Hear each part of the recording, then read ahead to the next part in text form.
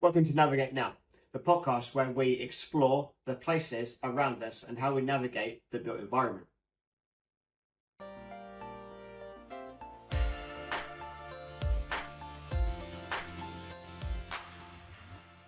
So let's get started.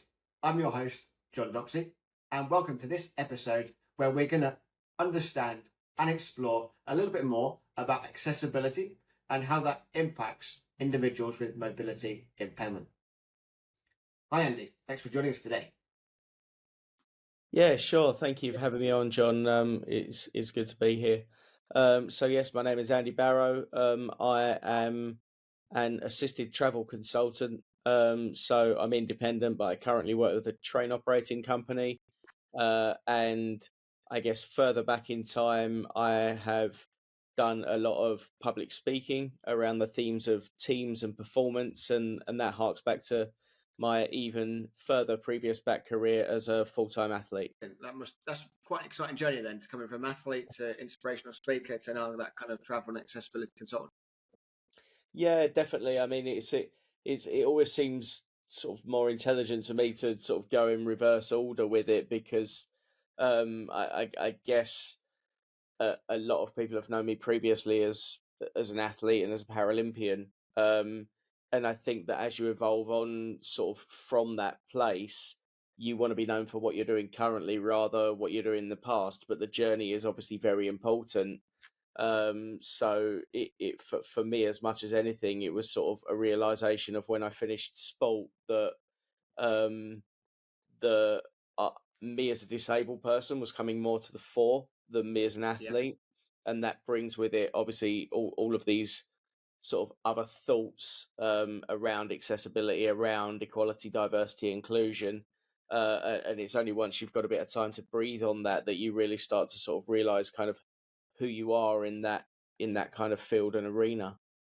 Awesome. That's really exciting. So super looking forward to having this conversation around navigation and physical impairment and all the elements that you kind of touched on there already. Just before we get going, is there something kind of someone no one knows about you? Something fun fact? Who's Andy? I guess I don't know, things that a few people know about me. Obviously, whenever I say things, I certainly picked up a penchant for kind of travel when I was an athlete, so do have a passion for that. But really for me, live sport, live music, food, drink, travel, if you can combine any of those, sort of more secretly, my wife and I are big wine geeks because she works in wine, and we do love a glass every now and again, and that's kind of played into all of those other areas of sort of travel and accessibility, because you can have that rather nice golden thread running through it of where and how do we get to a lovely glass of wine. Perfect. That's the story there, isn't it? 100%. No, that's cool. Brilliant. No, thanks. So I just want to kind of have this conversation really to learn more about how people with physical impairment navigate the environment that we around us in that sense. So I'm thinking let's have a conversation around kind of how we can all learn together to create an inclusive environment, and the importance around that. Maybe just pick up on some kind of real life scenarios of how we can look and learn from those situations that individuals with visual impairment have in the physical environment, and how we can design those spaces to be better, and we can be more responsible of helping together as a community of how we can have a connected journey, and making sure there's breaking down those barriers essentially around navigation and about accessibility. So maybe just a question to kick us off then. What does the accessibility journey look like? We can split that on down maybe in two ways: in the indoor environment and the outdoor environment. Do you see a difference?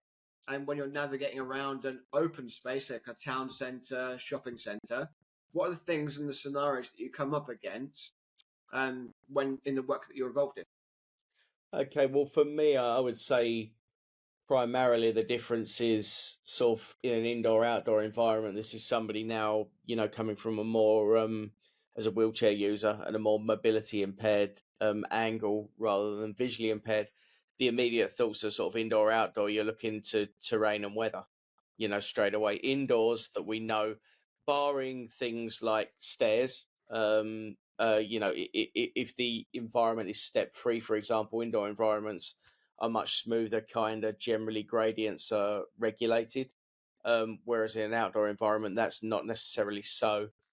And I guess when you get into an outdoor environment, there's a lot more consequence to innovations that town planners and so on and so forth make in terms of shared spaces. A shared Mm. space in an indoor environment, I would imagine, I can't 100% say for sure, are less dangerous than shared spaces in outdoor environments when you bring into account motor vehicles and so on and so forth.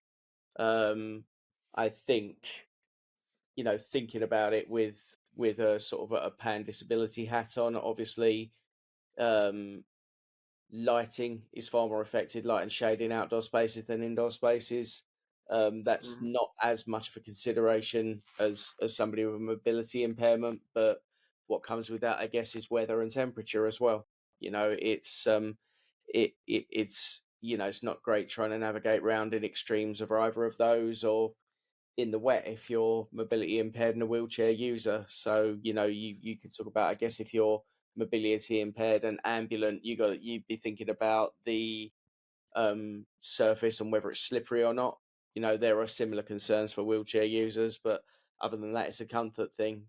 When you've got an upright profile, and you're walking around even with a visual impairment, for example, you can hold an umbrella, whereas I'm kind of self-propelling with both hands. So I'm just Yeah. getting wet, and I haven't got a straight up and down profile. I've got my lap out in front of me, so I'm basically getting a wet crutch everywhere I go. Yeah. That's really insightful. I think kind of just to pick up there on you mentioned kind of regulations. Obviously, within the physical environment, the local authority, whatever country in the world you're in, I guess, can put some guidelines down of what is acceptable and what is not acceptable. Do you see that Mhm. impacting positively in the open environment, outdoors? And does those regulations then come indoors as well? I think regulations have sort of positively impacted over the years, but I still think there's a consistency issue. And I Okay. think this is what a lot of disabled people face, um, because you can go, for example, you can go for a start, you can go from a public to a private space. So regulations Yeah. can be interpreted differently.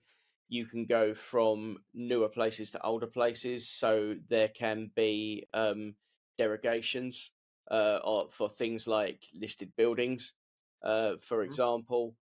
And you can also even go between public bodies and they can interpret regulations differently. So, one set of signage on, let's say, TFL, for example, can look Yeah. completely different when you move over to Southeastern, which can then look completely different when you move over to Go via Thameslink, if we're talking about kind of railway in that kind of sense. So Yeah. that's very frustrating, and I can imagine that that's even more frustrating for visually impaired people and neurodiverse people than it is for mobility impaired people. So that consistency, not just of environment, but of you mentioned signage, obviously, kind of at Clara, that's kind of our focus from a wayfinding point of view. But this podcast is all about people and places, so that is part of that journey dynamic in that sense. But it's Yeah. not just about signage; it's about kind of use of tactile surfaces, use of rails, handrails, all the other Yeah. accessibility aids that increase the inclusivity of making that journey successful. Absolutely. When you're dealing with an aged built environment, it's very difficult to standardize those things. And over time, networks become very kind of Frankensteinish in their nature. There are certain areas where groups have worked really hard to standardize things, but you normally only find that with a safety implication. For example, if I'm talking about train operating companies, we now know that it's a legal requirement to have safety tactiles along all platforms. Hmm. And that follows a number of incidents. And I know that most recently there would have been incidents at, say, Eden Park railway station. I don't know if you're familiar with that, where unfortunately a passenger died because Okay. they left the platform, and there wasn't sufficient tactile paving, which there now is along all platforms, certainly on the Southeastern network, but more widely, there's still pieces of work to be done, but that gets top billing, whereas other things like signage can just be seen as nice to have when really I would far rather see anything that impacts access and wayfinding equated far more closely to safety, because ultimately these things are only 1 point removed from a safety issue. If I can't find my way somewhere, if I get lost, if I become disorientated for whatever reason, my safety is now at risk. It's simple. Whether I'm mobility impaired, whether I'm visually impaired, whether I'm neurodiverse, whether I'm deaf, doesn't matter. If you're placed in a situation where you're no longer familiar with your surroundings, then that can be dangerous. I was going to come on to kind of some real life examples of where this has a clear impact and what we can learn from, and obviously the fact that you mentioned about that individual that sadly lost their life because the assets weren't ready for their particular need. Is there any other examples? Maybe kind of, obviously you work a lot now within the transport sector and rail specifically. Are there any good examples where we can take what they're doing in the rail companies and bring that into the built environment or the indoor environment? I mean, I think there's there's so many different initiatives that are going on from, I guess I'm going to sort of try and keep around sort of visual impairments, but there are many sort of technological advances with applications you can use, whether it is in the research stage, things like good maps for railway stations, whether it's in the actual stage, things like Be My Eyes and Ira, to be able to look at those. I'm sure your listeners may well be more familiar with them than I am. When we're talking about other sensory impairments, Sign Live is probably that equivalent of an Ira or a Be My Eyes for deaf people.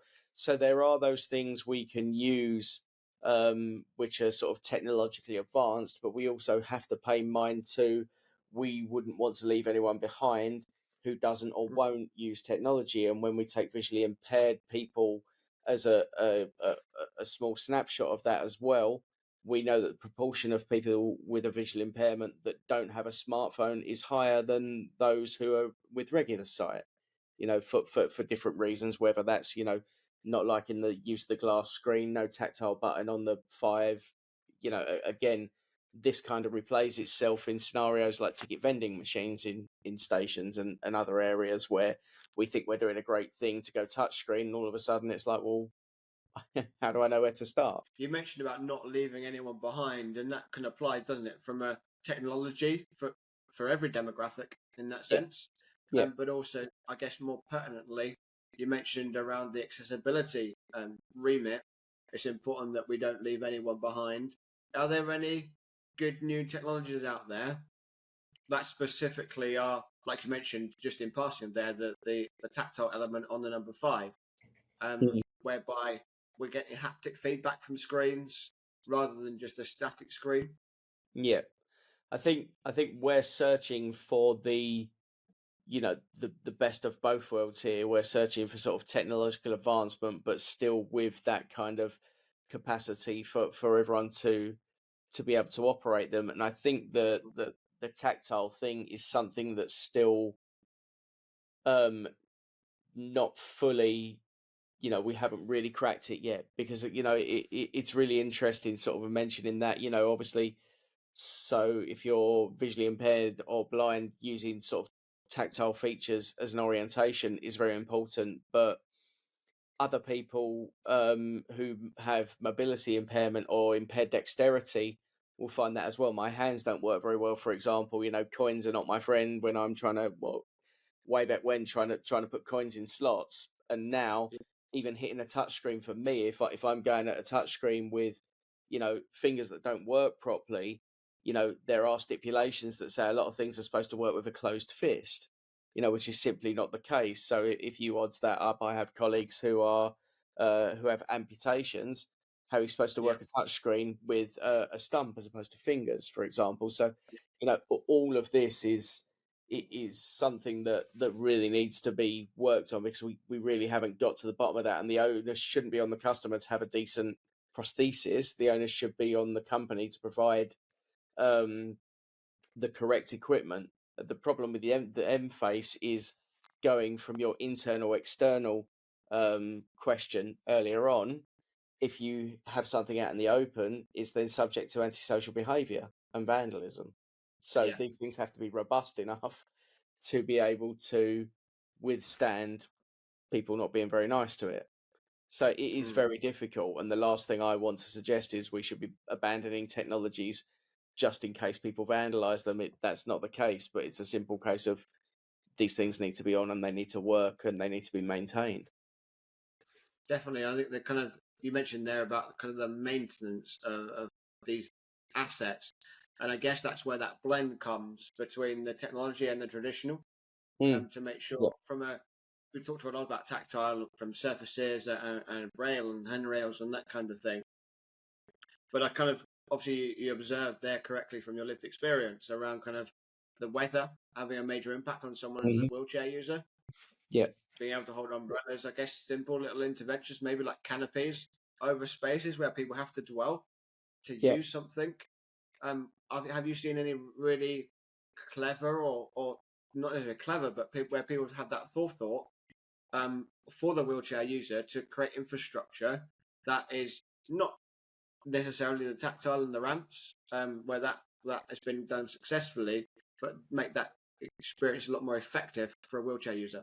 I think where that's concerned, I think these technologies already exist, but what I think we're, going to want to talk about now is co-production, making sure that we have legislation and processes in place to ensure that no one's left behind. Things like equality impact assessments and everything, if they're correctly co-produced with disabled people who are obviously the subject matter experts and can provide a view on their own impairments, but also can work together in groups of panels to provide pan disability views, then that's really important. I'm sure you would have encountered something like this. Somebody, who is fully sighted has had a bright idea about a concept and they're like, we're going to go ahead and do this. So you're like, it doesn't work. You're like, did you actually ask anyone with visual impairment? Oh no. And why not? And it is that whole nothing about me without me piece is super, super important, and adding on to that as well, this kind of stuff can't be a favor. We can't be going to disabled people who are left behind enough in society anyway and saying, will you share your expertise, your years of lived experience based on so many different scenarios for nothing? These experts need to be paid because that's what they are. They're experts in their field. Nobody else can know or understand what it's like to be visually impaired. You can't simulate that. You can put some simulation glasses on for 5 minutes. It's not appropriate to then make the stretch that you know what it's like to be blind or visually impaired in the same way as sitting in a wheelchair or any other mobility aid. 100%. And that's why I wanted to have this conversation specifically with yourself, and we've had with others and will have with others of different impairments and different perspectives on life from various angles, to make sure that we can kind of create wayfinding strategies, systems, solutions that accommodate everyone as best as possible in that sense. That's you mentioned it. Around Sorry. You mentioned around that pan disability approach. Where have you seen that working really effectively? I certainly see that working effectively in the realm of accessibility panels. I actually chair our customer accessibility panel at Southeastern, and it's really important. It's a really important distinction that we have a group of people with varying levels of expertise that work with the organisation, not for them, in order to find the best line of fit for solutions. It's not necessarily our job to go out and directly find the solution, but it is our job to consult on that solution, to ensure that we are getting the best of all worlds. We know, and I think that's the pan disability thing is really important. You need empathy with other people. If I'm looking at it from a pure wheelchair using perspective, what does tactile wayfinding do for me apart from make my ride less smooth?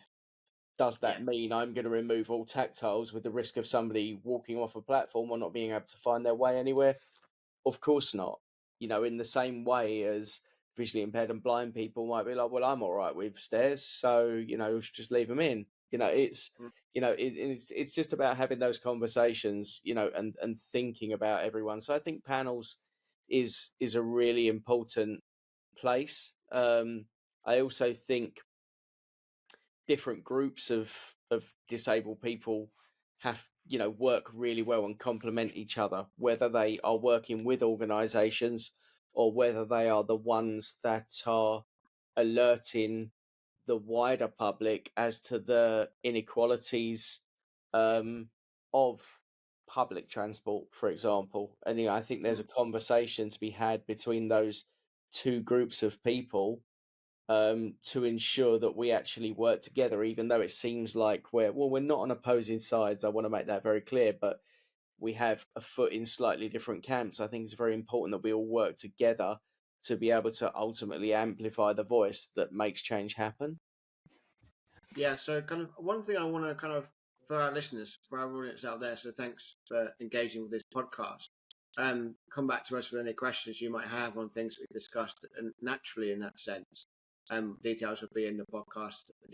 If someone was a town centre manager, train station manager, infrastructure manager, estates manager, that kind of thing, and they wanted to run a project of any regard in their built environment, and they've listened to this and they've been thinking around accessibility, and obviously you've clearly given out the scope of that pan disability engagement.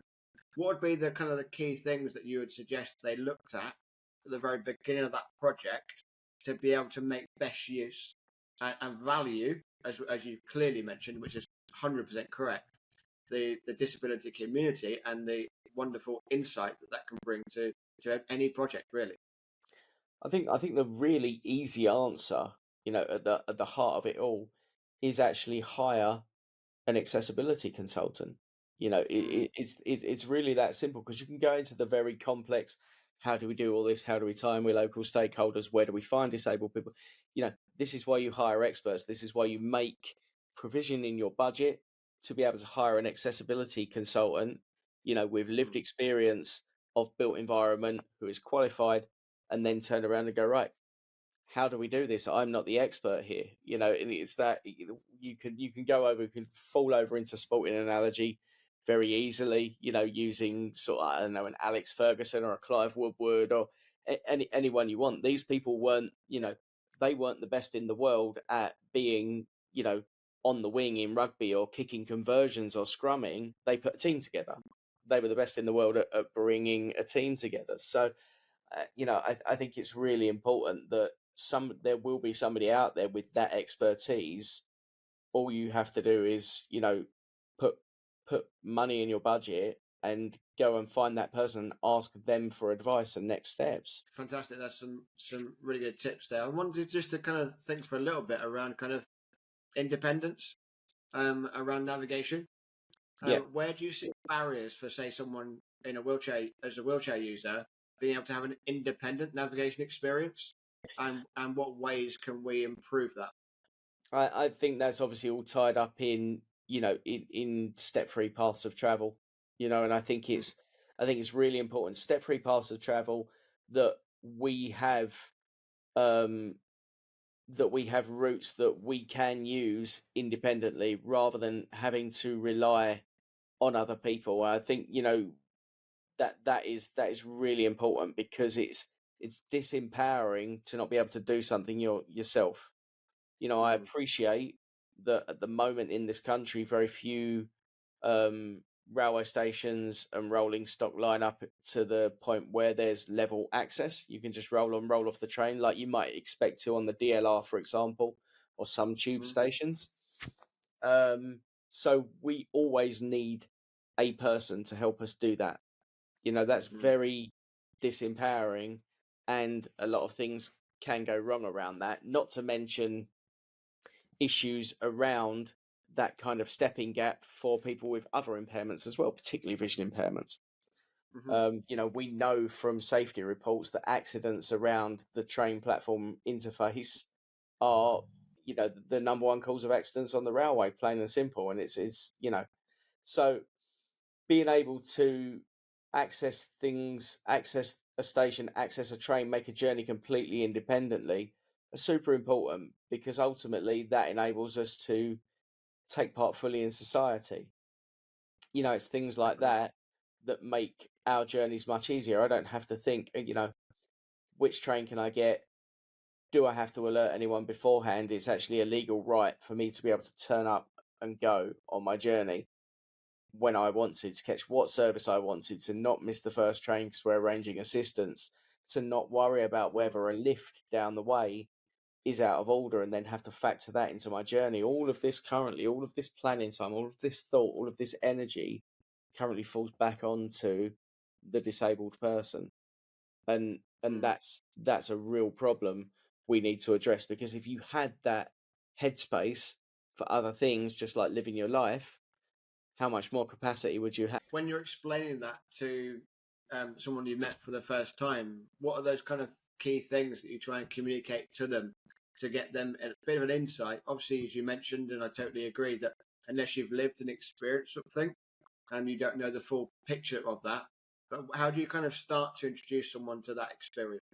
I think first and foremost is that this is obviously no single person's fault, okay? The built environment is what it is. We are where we are. I'm not going to get into the politics of that. No. But I think one point very early that you need to get out there is that this is parity. This is not special treatment, because I think we can fall into that trap as well. Why have we got to make allowances for you? It's like, you're not making allowances for me. You're bringing my experience up level with everyone else's experience. So I think that's really important. And what you've also got to understand is you can't take any of this in isolation. This is what disabled people go through every single day. So you can understand after a while how it would start to wear you down. When, it might seem like a small thing. Oh, I had to wait an extra few minutes for my train this morning. But coupled with, and the first bus I got to, the lift wasn't, the ramp wasn't working quite right on the bus. And then I got where I was going and I had to use an alternative entrance to that building, and that added a little bit of time and a little bit more time, not to mention what I do before I leave the house, in that purely as a mobility impaired person, it takes me a little bit longer to put my trousers on than it might for you, John, or as a visually impaired person, that it takes you 30-40 seconds longer to locate and look at the signage than it does for me. When you add all this up day on day, it gets more difficult. And then what we have is a situation where people just don't necessarily have the energy to do all of this, and they start missing out on things. I can't miss out on work. Everyone else, all my mates, they're going out tonight, and you know what? It's Friday night. I've been doing this all week, and I'm just a bit tired, and I just might not go. And then once or twice that happens, and then maybe my mates, maybe they don't text me the next time, and then I don't have that social opportunity. And you see that creep and that gradual withdrawal away. I don't mean to dramatize or doomsday, but this stuff actually kind of happens in real life when you have to put that much more effort in just for the same experience. So that kind of parity piece at the outset is very important. No, that's really insightful, I think, to get that from that lived experience. You've travelled the world. You've played sport for Great Britain, which is obviously super exciting. You've broken down many barriers, I'm sure, to be able to achieve that. As you've travelled around the world, have you seen I'm sure you've had some bad experiences from an accessibility and navigation point of view. Let's kind of look at, maybe see if there's some good experience you've had that you maybe thought we could learn about that in the UK. And in the UK, we could do that better because they do this better in another country. Yeah, I mean, there's absolutely there's many good experience. There's many sort of simple answers. What I will say is, even though we would like a built environment to be as independent as possible, if it can't, the simple answer is we need people. People help people. At the heart of it all, we're all humans. we all want to help one another. So, having the, requisite help in place is really important. I've seen some really good innovations, certainly traveling in Asia, where the common misconception is that, we're doing fantastically in the West and they're nowhere near where we are in Asia. And it's not the case. There are some amazing built environments in Asia. What you do find though is they're in countries that are more like city states. Singapore is a good example. The entire subway on the Singapore is fully accessible. They may have their own attitudinal barriers to access, because that's obviously the other half. It's built environment, then it's attitudes. Yeah. And I think there's some great ideas. I think people are embracing technology. When you see certain countries and the way they adopt technology, there's sort of that kind of well-known thing about, I guess, developing companies missing the whole tranche of digital technology and going straight to wireless. So where we've gone kind of wired, digital, cloud, whatever you want to call it. You're the expert here, Jon, very much. I'm just saying words. Some countries haven't had to take that middle step. They've gone straight from sort of wired technology, fully through to sort of, internet 4, 5G. So, that's a helping hand. But bear in mind, these countries still, had a long delay before that technology was in place. What it has let me know is that even within terms of disability and impairment, sort of privilege exists. I'm sort of acutely aware that I'm extremely lucky to have happened to have sustained a spinal cord injury and acquired my impairment in the UK, where we have an NHS, where we have relatively good access to technology such as wheelchairs, where you are well recognized if you choose to take up sport, whether you happen to have an impairment or not, by dint of national lottery and the spotlight that's on Paralympic athletes as well as Olympic athletes. So all of these things have meant that I've been able to live a life that is kind of rich in experiences. And I think what really did get me thinking about access and consultancy in the first place was when I was doing speaking work in Asia, and I just realized just how lucky I was through visiting inclusive schools in Asia and seeing that there were some fantastic people out there. There were some good facilities out there, but there was still a marked difference between my quality of life and the quality of life of some disabled people in other countries. So I think that's really important as well, when you recognize that privilege, to try and use it as best you can and try and help other people, because I am lucky to have had those experiences and to be able to articulate them, and have a rough idea of what I'd like to do to improve things. There's a wealth of, we could have a whole nother conversation about that, I'm sure. There's a whole wealth of understanding there that, as I mentioned earlier on in the episode, feel free to reach out to Andy, because there's a whole remit of experience that he brings to any project and conversation, that anyone, I think, would benefit from engaging with, and have opening up that discussion. But maybe just to kind of bring us to a bit of a conclusion, just one question then to finish off. If you could change one thing within the environments that you work in, what would it be? And what impact would it have on the lived experience and the navigation journey of someone with mobility impairment? I think it would be standardization of kind of the different, like the built environment across entire networks and between them as well. I think standardizing signage, standardizing communications between organizations would be really important. I would, because the obvious thing to say is, for every rail user is, we'd like level boarding. We'd like to be able to roll on and off of trains no matter where we were. And I obviously would like that, but I understand that is a long-term solution. In the medium term, I would like to see better training for the people that work in these environments. They need to be supported better with better training. they need to be supported better with better technology so that communication becomes seamless, and also that the end user has access to that kind of communication so they can kind of be 100% sure before they undertake a journey what's going to happen on that journey. Yeah, that's a great nugget to take away for anyone listening to this episode. Custodians of places, whatever type of place that is, to make the environments that we all need to have parity in how we navigate, we experience, we enjoy from a professional point of view, getting around and working, if that's our focus, or from a leisure point of view as well, like you mentioned earlier on in the episode, around having that whole social life. It's really important that we all have those opportunities available to us. You mentioned sport, and in the UK, we have an element, I guess. We're moving towards parity, maybe. But yeah, we need to make sure that's across the board and across other environments around the world as well. Exactly. I think what people have the right to is community.